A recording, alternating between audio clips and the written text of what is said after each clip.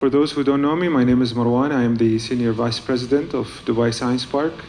And very, very happy to see all the familiar faces and also some new faces as well. And obviously we're doing this as part of Advanced Health with Tom and Marcus, who have been our partners for a very long time, 5+ years, I would say.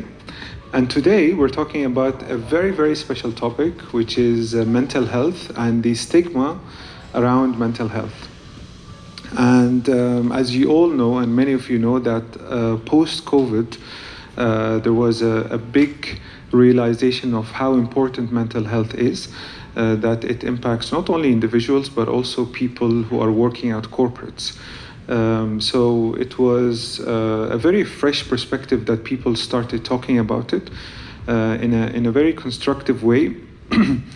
And I think the young generation as well is very bullish about it and very open about it. And we've seen so many celebrities who have come forward and have been very open about mental health.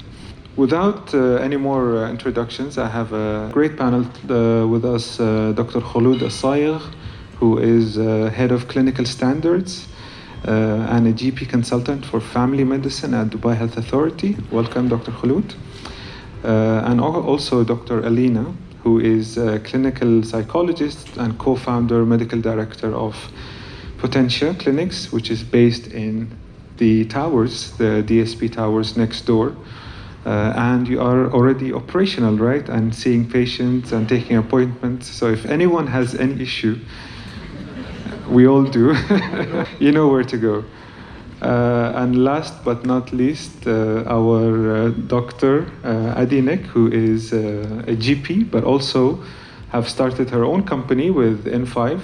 N5, as you know, is the incubator under TCOM, and N5 Science focuses on areas in health and other areas of science. So with that, I'd like to give the floor for Dr. Khulood to start her presentation. Thank you. When I was in school, I didn't worry about something called anxiety. I would never use that word. I never knew that word. I would never say I'm stressed about something because I was in my little bubble back then. But now, there is a lot of exposure to media. It's in their hands. They see wars happening. They worry about peace. They see a fast in technology. The expectations is way too high for them to do things. That anxiety has become part of who they are. And you'd hear terms like social anxiety. You'd hear terms like separation anxiety. And it is just becoming there, and that's why I started the presentation with a photo of a child, because they are the next generation, and when you think of mental well-being and mental disorders, you start worrying about them before us. So worldwide, we're looking about 25% increase in depression and anxiety post-COVID. And this is quite interesting because working in the regulation, a lot of the applications that came my way after COVID was to do with mental health. And one of the laws that we opened during the pandemic was opening prescription or controlled medications just for the COVID period over a telehealth consultation in mental disorders. There's a 5% disability adjusted life years lost due to mental disorders, and there's about $12 billion year in loss of productive days. That's a lot. And we know it's a global problem. And in the UAE, in particular, we're looking about 3.9 billion dirhams per year is lost in productivity. And 9% disability losses due to mental disorders, 18% annual increase in mental health services users, and 2 times annual increase in outpatient consultation post-COVID. So it's definitely a big burden that we're facing at the moment. And there is also qualitative changes like poor quality of life. There was a phrase that if you say yes to something, no to something, or yes to something, it's saying no for something else. And then you need to weigh. And I thought to myself, asking this morning, okay, I'm gonna miss my kids' open book this morning because I said yes to come to this conference and talk to you guys. So we always have to weigh whether it's yes or no. And this can affect our quality of life. It can cause that increase in in anxiety, in burden of conditions, and reduced educational or work outcomes. I want to see hands up. How many of you know people around you that have some sort of mental disorder? And I'm not talking about extreme mental disorders, things like depression, anxiety. Everybody. Okay, and this just tells it all. I don't need to go into percentage. The vulnerable groups when it comes to these disorders are obviously children. It's very common in them nowadays. Women are at higher risk. Healthcare professionals or even frontliners, they were at higher risk during the pandemic. Elderly and those that are bedridden or bedbound are at higher risk. There are some federal initiatives that are happening in the UAE for mental disorders or mental well-being. And one of them is issued by the Federal National Council for Mental Health Recommendations. There was a national program for happiness and well-being, and there's a national policy for the promotion of mental health. But is this enough? It's not enough. It's all on documents. What is happening is what I'm concerned about. What is happening? So Dubai has now, DHA has started the Dubai mental health strategy, which I'm actually leading at the moment. And we're looking into different areas that we want to target. So when I go down there and see what's happening, I've realized insurance doesn't cover everything. So you get just 10 packages sometimes, and this 10 packages would include OT therapy, assessments, everything. So by the time the child or the adult needs the treatment or the therapy, it's no longer enough. And the prices are high. Paying a psychiatrist, a psychologist is actually higher than a psychiatrist, and that's even higher than a GP. I've also noticed the scope of practices when it comes to healthcare professionals within the field of mental health are not well known. So, or not very well defined, I may say, not well defined. We know the role of psychiatrists maybe, but clinical psychologists, behavioral therapists, counselors, do we know those? It's not very well defined, and not all of them are covered.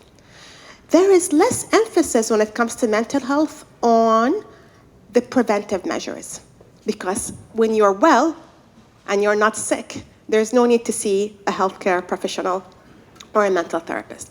But I always say this example, if we can afford it, we'd all want to have a trainer, a physical trainer or personal trainer at the gym to train me physically and become healthy. I also want a mental trainer to make sure that my mental well-being is doing great.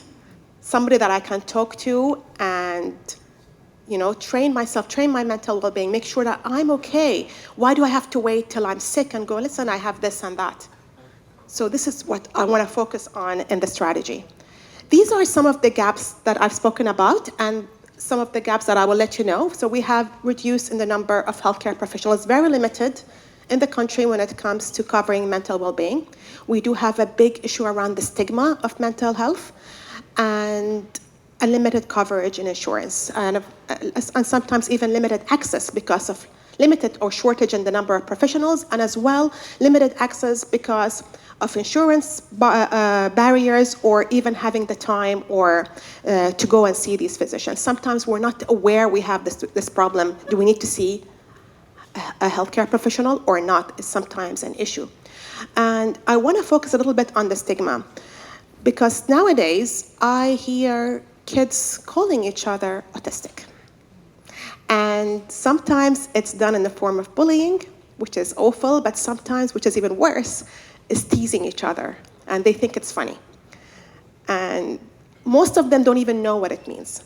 But that's because there's a lot of kids that are now diagnosed with this condition and they hear it, kids are aware. But on the brighter side, I see children coming up and saying, I met this boy who has a sensory processing disorder and told me, I'm sensory and I'm proud of it. And this makes a huge difference in how we see things. And he's proud of who he is. I'm unique and this is who I am. I put in the DHA vision and mission because I was looking into it. I was like, is it in our mission? Is it in our vision to look into mental well-being? And I've realized, okay, it says in the vision, Dubai is the homeland of pioneering and health, happiness, and prosperity. Being happy is not just physically but even mentally to be well will make me happy. And then I looked into the mission and said, okay, is there anything going on in terms of mental? I don't see it there. And then I looked into the DHA strategic themes and priorities. I was like, okay, it says to promote the healthiest lifestyle for people in Dubai. It says pioneering against prevention efforts of non-communicable diseases. I was looking, where can I see the word mental or well-being? That is quite highlighted. It all goes around it, but it's not there. I was like, this has to be changed. And I'm being very transparent. So with the Dubai Digital Health Strategy, or mental health strategy, I'm looking into a person-centered care approach. It has to be a center of a patient where there is a bit of ownership about what they have, tailored to their individual need. This would include everything in terms of preventive, mental, physical, social need, a lot of respect and inclusiveness when it comes to what they have, and empowering them. I want everyone to be like that kid and says, yeah, I have this and I'm unique. I want to look into accessibility to ensure that everybody has equal access to healthcare and equal outcomes and equal qualities, and making sure that it's available everywhere. Ideally, there should be a mental center or a mental well-being center everywhere in the communities, accessible to everybody. In schools, kids should be able to access that whenever they need it. And it should be available in a timely manner, and it should be based on evidence, obviously. The third area I want to focus on is an integrated multi-sectoral approach in which mental health should be mentioned in all policies and in all strategies, regardless whether it's under healthcare or other strategies. It has to be in every strategy in the UAE, listing that this is an important value that needs to be added.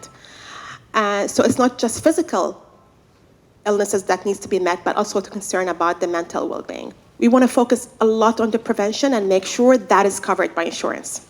The preventive measures before the patient develops or the individual develops a mental disorder. We want to increase that and make sure that that's there. I have a personal story. I lost my mom to COVID, unfortunately, a couple of years ago.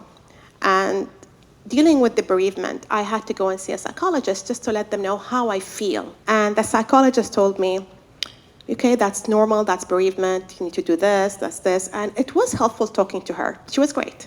Then she goes on the system and says, okay, I'm going to write severe anxiety and depressive disorder to ensure that the insurance covers it. And I was like, oh my God. So there's two ways around it. Either I don't go to see her so I don't be labeled as someone like that, and then have to deal with myself. I can either preserve myself and say, okay, I'll read a little bit online, have a friend to speak to and get over it, or it gets worse that I actually end up with depression. And when I went there, okay, I was like, either I have to pay her now so that it's not in the system because it's going to look ridiculous, or accept the fact and say, okay, I need it. I need the money. I can't afford it right now. They'll have to cover. So all of these solutions are not right. There has to be transparencies.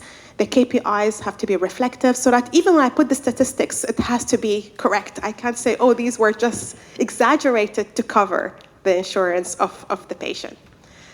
So we want to ensure that we focus a lot on the prevention measures, a lot on that aspect, and make sure this is covered by insurance as well. And when it comes to leadership and governance, we have to focus on having mental health as a priority so that we can reduce stigma. The more we talk about it, the more we get kids saying, yeah, I have it and I'm unique and I don't have to worry about being stigmatized or being called autistic. And obviously, my favorite part is how we can get this to the future and include innovations. And I've seen a lot of pioneers coming up with solutions on mental well-being, focusing on different aspects. I've seen solutions looking into creating groups among the communities to talk to each other, accessibility in terms of, for example, consultations over the telehealth counter, enhancing patients' experience, and a lot on the space of the well-being and ensuring that everybody's happy. Thank you very much. Dr. Alina, please come on board and tell us more about Potentia and about the future of Potentia and what you want to do. Thank you. Thank you so much, Dr. Khulood. I cannot appreciate more your words and your presentation. I think it feels as if you are in my head somehow. And I'm very appreciative of all of you being here today, this morning, discussing such an important topic for our general well-being. And mental health being part of the general well-being is an amazing positive change. And of course, you will see in my presentation, I'm going to focus on those obstacles that are still there. However, I want to start by mentioning the fact that there are huge positive changes. Us being here this morning is one of those. How kind of a mother I am. How I can send my son to some stranger. It means I'm not a good mother. I'm failing on my end. I'm the only woman here. They are all so strong. They are all so in control. I cannot cry in front of them. I cannot be weak. I cannot be weak. Seriously? Therapy? How can you even suggest that? Do you know me at all? Therapy is for the weak. I know how to handle this. Listen, don't worry about me.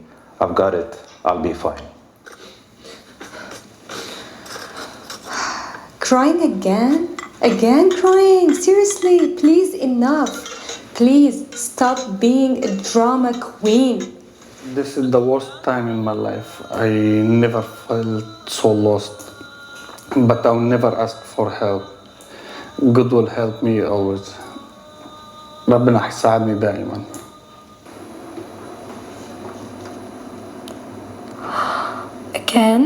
Again, I cannot handle this pressure. It's too much. Everyone knows, everyone says that I am too lazy, I am too fat, I'm not enough.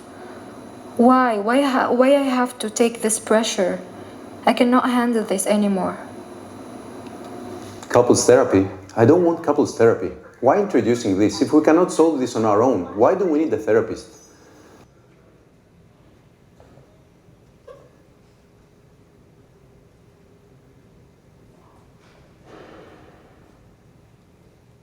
Right. First of all, I would like to thank all the people that recorded these videos for me. They are normal people in my life, and actually, believe it or not, each of them relates somehow to the topic they've represented in these videos. And it's just a simple sample. It's a sample of what's going on out there. Now, I would like to start by asking, and us all reflecting on, what do we see in common? What is it in common? Stigma, stress, right. They are all suffering. They are all emotionally suffering, and they are all representing an emotional discomfort. Now, some of them definitely, they are aware about it. Some are in complete denial. Some of them, they are very aware and in need to express it, but somehow they have the blockage of expressing it because the circumstances are not allowing it. There's a certain consequence if they do so. And some of them, they even suffer in silence, as you've seen in the last video. And so a very simple, easy, reflective exercise, mental exercise, I would like all of you to think for a few seconds on what messages you've received in your life before, and go back in time if you need to. What messages you've received from around you, from people around you, family, school, friends, colleagues, with regards to asking for help and support when you are experiencing an emotional discomfort. If I can hear 3 examples. Man up, okay. What else? It would be weakness, it would be you don't handle things, you're not in control, as we've seen in the video, you are a drama queen, right? Now, I would like you to do another mental exercise and think about names that you were called when expressing emotional discomfort in your life. Spoiled, again, probably weak, again, not being in control, exaggeration, right? All of those. However, we are basically talking about the inability to somehow feel the freedom of being ourselves and giving a priority to our feelings, and really understanding that asking for help and support, it's something as important as going to see our general practitioner and doing our checkups, regular checkups. And so basically we still live in a society where there are a lot of barriers to reaching out for help and support. Now, so this is basically our clinical diagnosis, if you want to call it this way. We do still have those barriers to mental well-being, and I'll go one by one. First of all, I think we still have a lack of awareness and lack of education with regards to mental health and mental well-being. And as you've seen in the videos, and as you said it yourselves, there are still a lot of misconceptions of what it means to be experiencing emotional discomfort. And there is still a very clear distrust, even, I think you were mentioning, Dr. Khulood, as well, around the services for mental health. So what a psychiatrist, what a psychologist, what a counselor does, we still don't really know what is the role of these professionals. And there is a clear distrust. I feel it in my practice, actually. And a lot of the times when I'm asked, what do you do for a living? And I said, I'm a clinical psychologist, I very often get the comment, amazing, you just sit and chit chat with the people. And it's not that at all, right? And so there is a lower value and deprioritization of the importance of mental health support.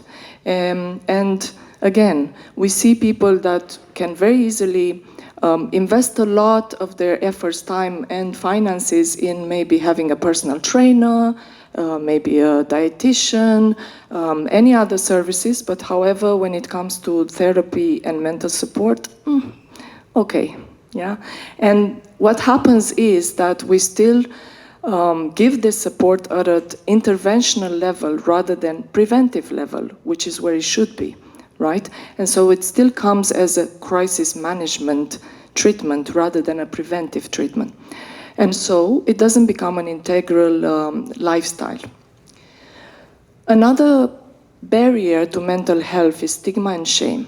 Yes, there are positive changes. I always like to emphasize on the fact that during the 11 years I've worked here in the region, and even before, I've seen it myself firsthand, huge improvement and huge change in this term. But there is still stigma and shame. There is public stigma, so there's a societal negative attitude towards the fear. It's more than anything, it's the fear of that societal negative perception. How do I see it? Well, my patients, they're very concerned not to meet somebody they know in the waiting area when they come and see me. And believe it or not, even myself as a psychologist, I picked up on their worry. And what I do, if I know that the patient referred another one to me, I make sure that I schedule them in completely different days so they feel comfortable, right? Or I hear a lot of the times, no, I'll pay cash so my husband doesn't know that I'm coming to see you. Or I'll pay cash so insurance doesn't pass it because who knows, yeah? Or what exactly are you putting in those notes? And sometimes with some of my patients, I have to tell them, it's okay, come next to me, let's put the notes together.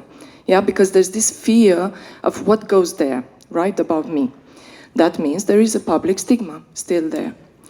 There is a personal stigma. We work a lot in therapy, this aspect. There's a very self-demanding, harsh approach that I should be able to handle this. I should be able to let go. I should be able to get over this loss quicker or this breakup and manage myself, right? And that, a lot of the times, puts people off, and I see it mostly in those cases where I tell them, you need to go and see a psychiatrist. We need to have the medication as well.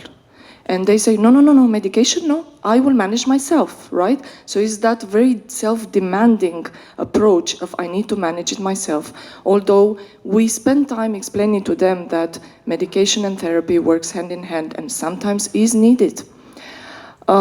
Institutional and corporate establishment stigma, yes, it is still there, unfortunately.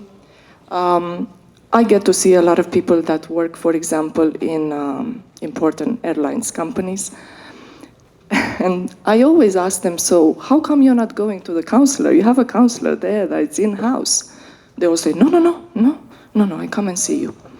And interesting enough, it's also for those cases where the emotional discomfort has nothing to do with their performance at work. So let's say I'm dealing with an emotional discomfort that has to do with a breakup or with something else completely different. They still have the fear.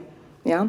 The same with the insurance. I will pay cash, don't put it on the insurance. What if the insurance communicates with my company? So we hear this all the time. And of course, the third category of barriers is resources and access. Now, of course, governments and private agencies, they are changing, positive changes, they're there. We hear more and more funds being allocated to mental health, and that's beautiful. But we would like to see more spending, indeed. We would like to see more spending. And that restrictive insurance coverage that is still there. Again, amazing positive change. This happened a few years ago, that mental health is covered by insurance. We were all celebrating this. You have no idea in the mental health, between mental health professionals. However, it's still certain policies, right? And it's still with a cap.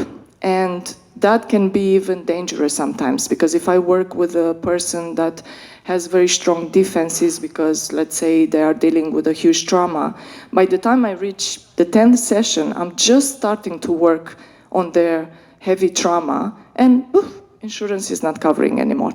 And that can be more dangerous than actually even starting to work with that person, right? And of course, time and distance. We live in a society that every day is more and more complicated and busier. And a lot of the times I hear, oh, Alina, I'll come and see you, but I'll come and see you only alternative weeks because I cannot get time from work, or you are very far from me and I cannot get to you, right? So that is also a current obstacle that we still find there. The good news is that we can shatter all these barriers. That's why we are here today. And I believe it starts everything with education. I think education is key to everything. I think, you know, the home of science is very important to start with this education. So we should indeed start from schools. I believe that education starts there, and we should teach our children more and more about being aware of the importance of mental health. Again, there is a very huge positive change. The new generation is very open towards therapy. Sometimes it's even more as a fashion. I go and see a psychologist. But hey, that's okay, because at least they are introduced to this, and later on, when they really need it, they can come back to it with a positive attitude, right? So I see it as a positive change, but still, there's so much more needed. Parents, I think parenting is the most important responsibility in this life, and I think parents still need to psychoeducate themselves a bit more. In 14 years of clinical experience, I think I had only 2 couples that came and opened my door asking me, hey, we want to become parents, how do we do this? Tell us a bit more about that. And I think that needs to happen more often. And of course, professionals, us professionals, not only mental health, but any professionals, any representatives of sciences, we have a huge responsibility to create more and more awareness, for sure. And of course, this awareness takes place at 3 levels. It's personal, is societal, and in organization and corporates. And of course, I think we still need a lot of policies in place, right? And that means that people need to feel more and more a psychological safety to express and ask for help when they're going through a struggle. And I think there must be a body that somehow keeps on check if certain guidelines are being followed in organizations, in institutions, at workplace. And I will share with you here a personal example. We are here like a big family. So in my first years of working in Dubai, I am contracted for 9 hours a day, okay. Of course, coming from Spain, I didn't know that 9 hours a day means 9 sessions back to back, which, by the way, it's very difficult. But okay, we start, and after a couple of years, I literally fainted in a session because I didn't have time to eat. And the interesting part is that I specialize in eating disorder, and my patient was an anorexic patient who I was preaching day and night about not skipping the meals. And there I am fainting in the session because I literally didn't have time to eat. And what I remember and was shocking for me was the fact that I was begging the HR to give me that 1 hour or at least half an hour in between my sessions to have my lunch. And they kept saying, yeah, you can have your lunch, but from your time, which for me was very difficult because I was commuting between Abu Dhabi and Dubai. Now, the sad news is that these things are still happening, okay? Without criticizing anybody here, but these things are still happening because I have them in my office, doctors and people that keep coming with huge burnout. So what I'm saying is, it's beautiful. Corporates, organization, people are more and more open towards mental well-being at workplace. And of course, the more we voice this out, the better. But we also need to make sure that they are actually implementing what is being preached, right? Of course, we want to see more spending on this area of well-being, and we need more of an inclusive cover for the insurances, right? To kind of be equal to other services. And so I think there is a positive change. I think we are in a river that is moving, not in a stagnant water for sure.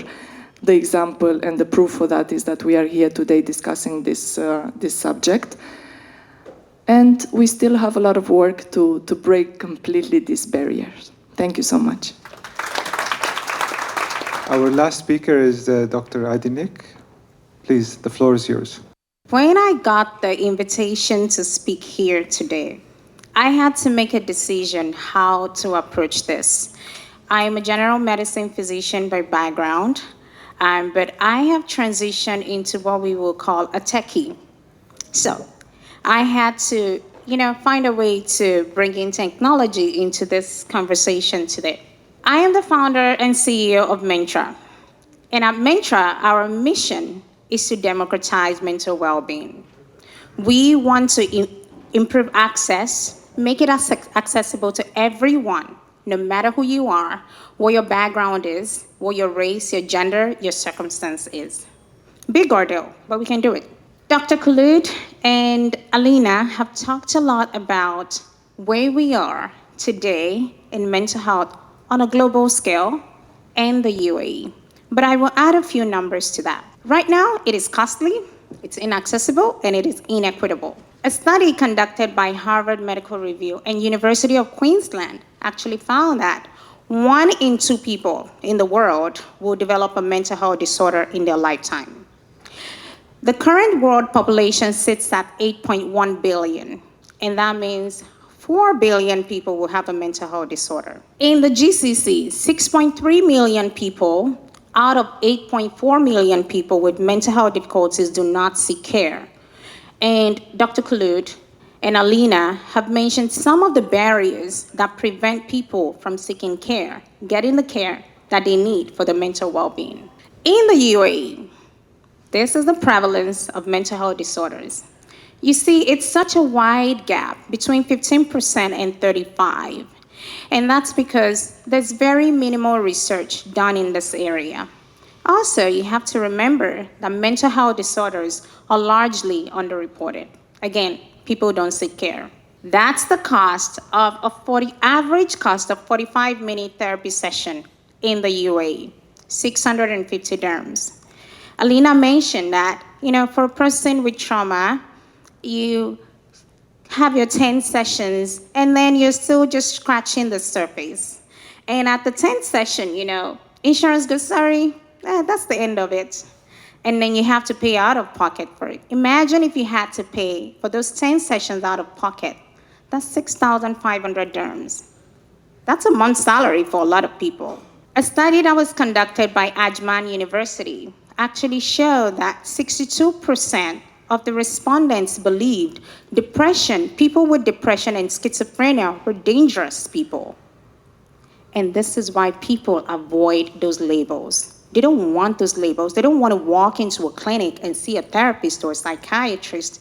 They're afraid that someone is going to see them and slap a label on them. This shows shortage of providers. In the UAE, there's 0.77 psychologists to 100,000 people. In the US, it's 23.6. Now, both numbers are not good.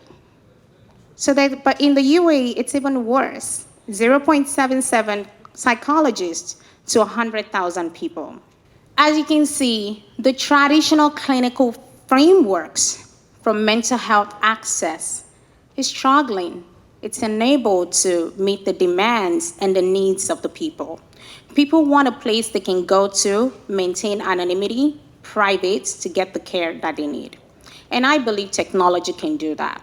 Technology can increase access to care, it can lower the cost, and it can reduce the stigma. Increasing accessibility. With technology, you can sit in the comfort of your home and speak to a therapist without having to leave home. You can decide to keep your video off and maintain that anonymity. Some technologies such as chatbots and virtual assistants are available 24/7 and can continually provide that mental health support that you need. Stigma. Again, privacy, anonymity, this is what people want. Unfortunately, we still live in a world where mental health disorders are still heavily stigmatized against. I do hope in another 10 years, we get to a place where we can talk about it more openly as we are right now, but a person can go, oh, I have depression, and that's okay. And depression sounds like I have a headache, and it's not labeled, it's not slapped on me as a label. But we're not there yet. And while we wait to get there, we need to find ways to accommodate people, give people what they need. It's cost effective. Technology is scalable. It's less human dependence. So you can have more people on a platform with use of technology, and that reduces the cost of getting care. With technology, you can analyze a lot of data, generate insights from there, and provide a more personalized treatment for people. And with technology, you can also adapt very quickly. You can make changes quickly, depending on what people's needs are. It improves continuity of care, especially for those with chronic mental health disorders. You can easily integrate those into existing traditional frameworks, and by so doing, you can easily catch and pick up when they're about to go into crisis. So here are some use cases of technology in mental health. So I broke it down into artificial intelligence, language models, wearables, and telehealth. So under AI and language models, we have the predictive and diagnostic technology. Interesting. If you are on Instagram, on Twitter, TikTok, whichever one, I can't remember which other ones. If you are on social media, we can capture, not me, but the technology that can capture the speed at which you type, your choice of words, your social behaviors, and actually make a diagnosis if you have a mental health disorder or not. Let me blow your mind. There's a technology that was discovered by IBM and UC researchers, and they studied it and conducted a research on it, and found that there are algorithms that can actually predict to 100% accuracy, I've never seen that before, 100% accuracy psychosis in teenagers online. This technology, they exist. This was a study that was done in 2022, and it basically put together AI-generated 28 questions without human input, and was found to have 89% accuracy in diagnosing schizophrenia, bipolar, depression, and anxiety. Ellipsis and Kitsungi use voice as a biomarker for mental health diagnosis. From your voice alone, from the tone of your voice, the pitch of your voice, they can diagnose if you have depression, anxiety, schizophrenia, or bipolar disorder. CBT and pharmacogenetics. So for CBT-based, there are chatbots, the virtual agents that can provide cognitive behavioral therapy on the go. Wherever you are, you can interact with them. They've been built with natural language processing and understanding. They can understand the context of what you're saying, and they can provide the support that you would need. Examples, Voibot, Elomia, MindEase, and Mentra. There are also pharmacogenetics that can predict your response to medications, to psychotherapy medications. Wearables, we have smartwatches. The Apple Watch, the Fitbit, can now measure heart rate variability, and that can give you an insight as to when you're stressed and when you're not. Sleep monitoring. Now we're seeing newer devices that do not have screens to help reduce screen time. And you have devices like Whoop. You have the Oura Ring that can monitor your sleep. Sleep is one of the common mental health disorders, and it can give you more information about your quality of sleep and the duration of sleep. Mobile apps and devices. This is very popular, wellness and mindfulness apps. I have about 5 on my phone. Insight Timer, Calm, Headspace, there's quite a lot of them. Self-management apps like Sunvelo, mood tracking apps like MoodFit. These are applications that can track your mood. They can, self-management apps have cognitive behavioral therapy techniques, measures, and tools on there that you can use on your own. Teletherapy is another one, basically seeing a therapist or a counselor online. And to move on to the challenges, technology is good. It helps. It can bridge the gap, but it is not without its own set of challenges. The challenges of technology, the top one is data privacy and security concerns. I was at a talk where Dr. Khulood talked a lot about data privacy, and I was just taking notes. It's important. People are afraid. Everybody that I talk to about Mentra, one of the first questions they ask me is, how are you handling the data? Because it's important. With Meta and Google and all these companies hunting and harvesting and selling our data, people are more aware. They want to know what happens to their data. However, with technology, if you do not have the right security measures in place, then you stand the chance to a security breach. And mental health information is very sensitive, and that could be leaked to, unauthorized personnel. Compliance with regulations such as HIPAA, GDPR, very essential, very important, but these things are very costly and also very complex. Ethical issues. This is one that I am quite passionate about. And I would say this, as a Black person, the data sets that was used to train GPT-4 does not include data sets from people that look like myself. So the time that I interact with ChatGPT, it gives me a response, but I know that the response is biased because it doesn't understand me as a person. So bias in AI systems, existing AI systems, the data is not inclusive. It does not represent every single person in this room today. Data sourcing. So for us, build on a large language model, huge ordeal. Sourcing data, quality data, consented data, it's so difficult.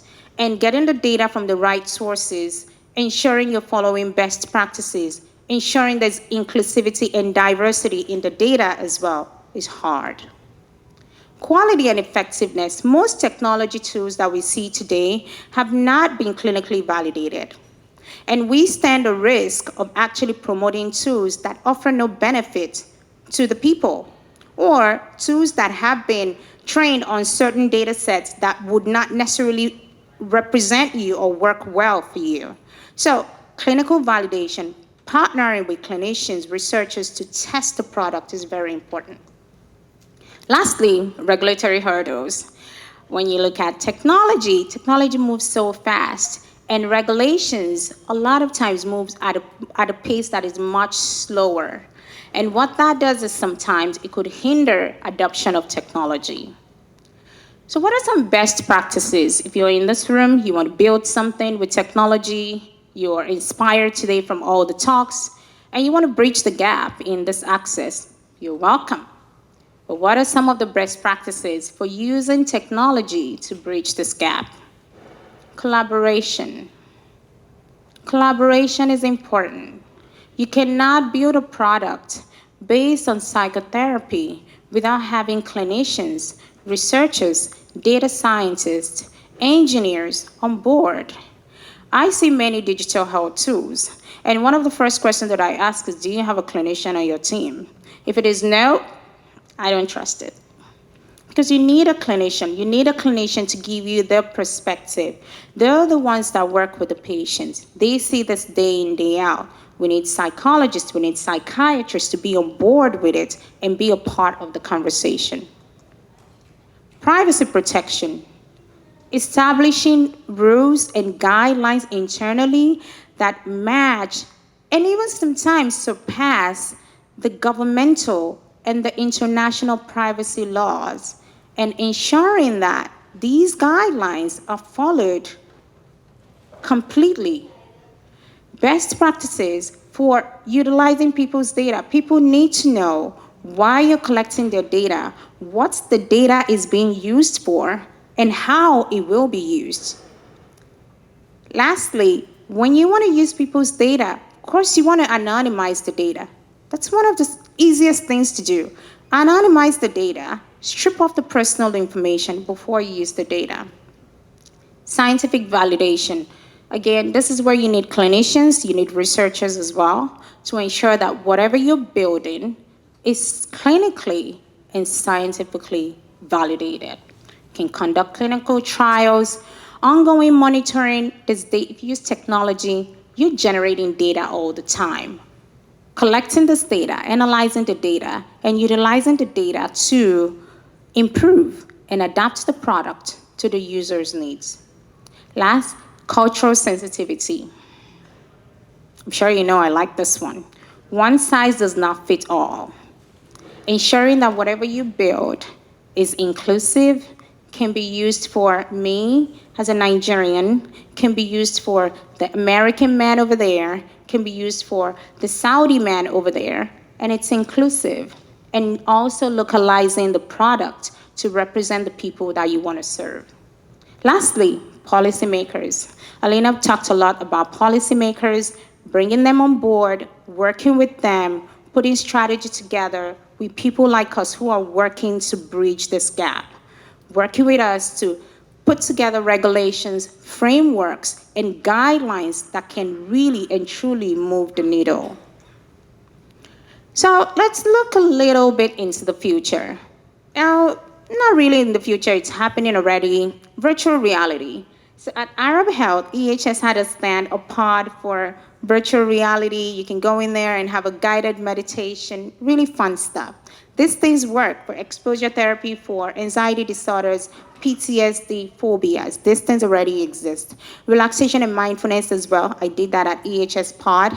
And social skills training for autism. So for people with autism, you can simulate a social environment for an autistic child or adult, and they can easily, slowly ease themselves into that situation. Advanced biometric monitoring, this one I like. So the smart tattoos, embedded sensors that can track all kinds of physiological metrics and provide more information as to your current emotional state. Sleep monitoring as well, mood detection. Neurofeedback and biofeedback. So electroencephalogram biofeedback, that can be used for conditions like ADHD. What that basically does is it monitors the brain waves, and it can predict when a person is about to have a fit or have a crisis. Heart variability biofeedback is now being done by HeartMath that can basically monitor the variability in the heart rate and use that as information to make a diagnosis of stress, PTSD, anxiety, and also as a treatment or preventive tool as well. Genomics, we've heard a lot about that. So basically tailoring mental health care, especially when it comes to therapeutics, to the person's genetic profile to, one, reduce side effects and also improve the effectiveness of the therapy. To conclude, technology improves access. Let's embrace it. Let's not be afraid of it. It reduces cost as well.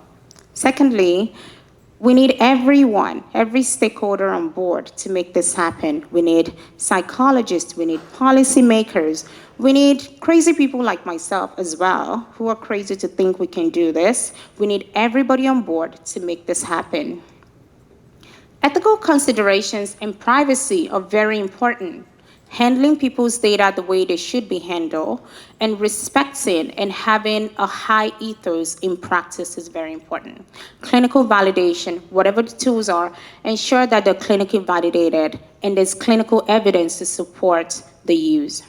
And lastly, continuous evaluation and adaptation. Technology does not stop, so why should we? Thank you. Thank you very much, Dr. Adenike. Can I just ask you to stay on stage and ask the other speakers, please, to join me on the panel? Dr. Khulood, there is obviously a lot to be done, right? And I think we are quite fortunate to be living in the UAE, where the government is always very progressive and thinks and puts the patient in the center. And I think, this kind of puts the burden back onto the private sector or the citizens who live in the UAE to kind of come up with solutions.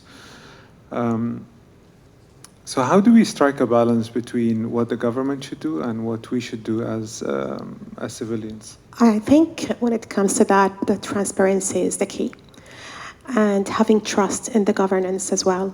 So I think the way forward now with having the mental health strategy is a big lap when it comes to mental disorders in the UAE, because at the moment we're creating those standards where they're not anymore guidelines, so they're standards for them to follow. We're going to be developing the scope of practices for the public and the private sector in terms of what are the different specializations within the mental health industry, and we're fostering innovation and training. So having all of that written and available, I think it brings that guidelines to everybody, or those standards for everyone to follow, giving that transparency, and our expectations are there. I think this is the way forward to begin with, and then as my colleagues were saying, is engaging with the public a little bit more and having more of these seminars, like having patients engagement as well, having individuals from the private sector, having insurance corporates around, so we can all be engaged and tackle the problem together. As a policymaker, I can just develop as much as I can, but I don't want to be very biased. That's why I want to involve everyone to get their perspectives and then develop the standards. Dr. Alina, I know you see patients, hopefully not 9 patients back to back, but what are the common things that you see, and do you see a shift in that, especially post-COVID? There is definitely a shift. People are more and more welcoming the support and the therapy. I cannot explain. Typically, I'll get the question, you're probably working a lot with Europeans. And I tell them, no, actually, I don't. Not that much, I do, but actually I work a lot with Emiratis, I work a lot with Lebanese people, Egyptians, so I've seen that shift into welcoming and embracing more and more this kind of support, which I think is amazing. And as a matter of fact, in this population is where us mental health professionals, we feel more rewarded for our work. However, on a daily basis, I still feel that that lack of awareness and education is a huge obstacle, and I have to be honest about it. It makes me give suboptimal support to people. And what do I see, and it shocks me almost every day, is the fact that misvalue of the importance of therapy and mental well-being in a live person. So I'll give you an example. I'll have a mother that, let's say, suffers from severe panic disorder, which means she'll be having a lot of panic attacks.